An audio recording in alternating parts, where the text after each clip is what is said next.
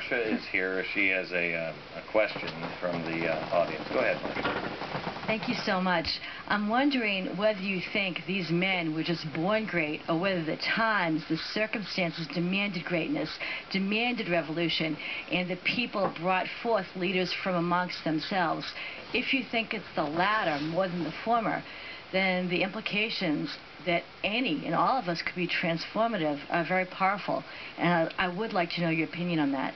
Well, let's start at the beginning. Moses.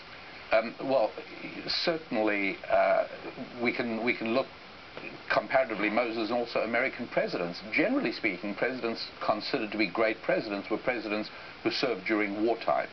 And that would tend to suggest that the pressures and turbulence of war brought out everything good in these people. And Moses, as you said, Moses was a shepherd who was brought to greatness. This was not a person who revealed naked ambition from day one. He didn't want this at all.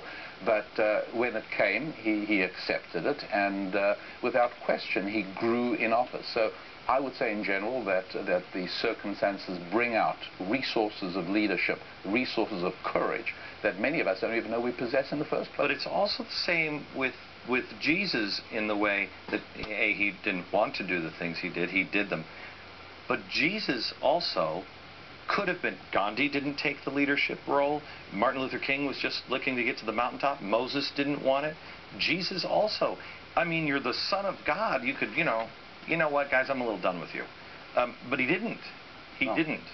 So the greatness sometimes comes with great opportunity for power and humility, like Washington. I think humility is an absolutely essential term to invoke here and to continue to remind ourselves. I mean, it's that notion that this is my position, this is where I stand, but I could be wrong. I could be corrected by dialogue with others. And I think this is an interesting kind of self-criticism, even President Jesus, certainly in all of these great leaders.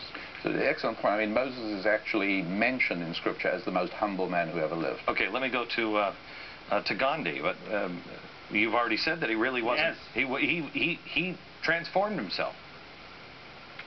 Well, he writes of his boyhood. He was afraid. He was fearful of the dark. He was fearful of ghosts. He was fearful of serpents. He was a very timid boy, but he transformed himself. He accepted his destiny.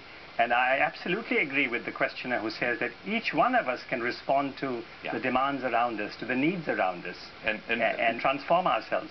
Dr. King. Well, it appears as though everything that has been said is part of that process.